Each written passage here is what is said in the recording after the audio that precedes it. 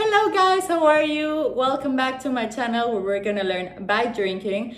And on today's episode, I'm really excited. And honestly, I don't know why it took me so long to share this with you, because this wine ranges between my first and my second favorite of all times of every wine in the world.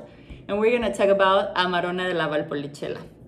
So Valpolicella is a region which is near Verona in Italy. And this wine is unique in every aspect, okay? So I'm gonna tell you why.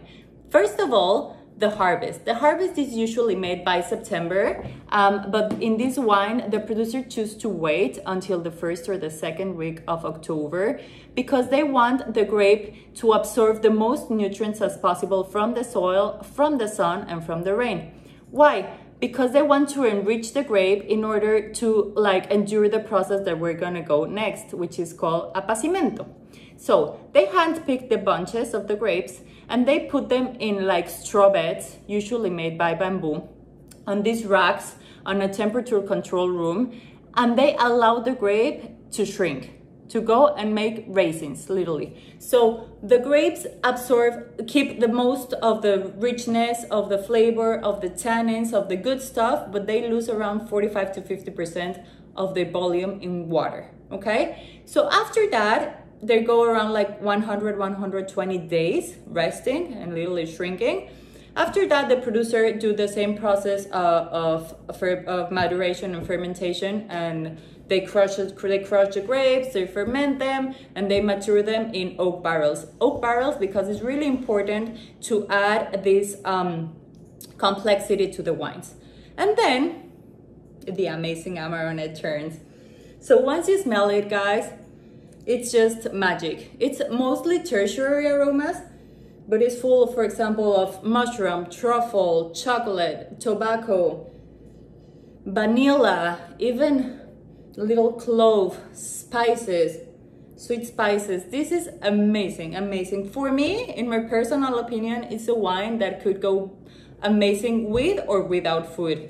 With food, you can pair it with a nice gamey steak, with maybe some pork ribs, with a good duck, mandarin duck. That would be perfectly for pairing. But without food, maybe with a piece of chocolate, maybe with some aged cheeses, would go perfectly. I would strongly recommend this wine.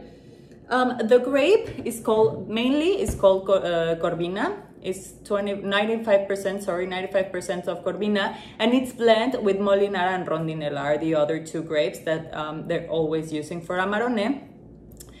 And today I'm drinking one of my favorite producers ever that is called Tomasi. This wine, guys, is one of the best Amarones. It's 1993. 1993 is really good, but the best vintages that you can find are 88, 90, and 95. If you can buy one of these wines, you're not gonna regret it. It's really, really good. I now decanted it because usually when they're a little old, you have to decant it around between 3 and 5 hours prior. But these wine, guys, go perfectly. It's called in Italy wine of meditation because you can meditate with this wine. You can do whatever. You can drink it by yourself. You can drink it with friends. It's a really, really unique wine, as I told you. The aromas, of course, is a big wine.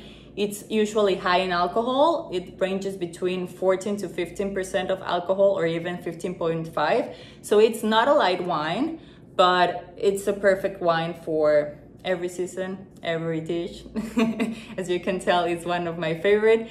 So guys, go ahead and try the Amarone if you want, if you like this description. And if you like big, bold red wines. So that's it for today. Thank you for watching me. Please subscribe and tell your friends to subscribe. And if you have any request, if you want me to talk about a certain grape, a certain wine, a certain region, I will gladly do it. So just write it in my comments. And cheers, guys. See you next week. And go buy your Amarone della Valpolicella. See you next time.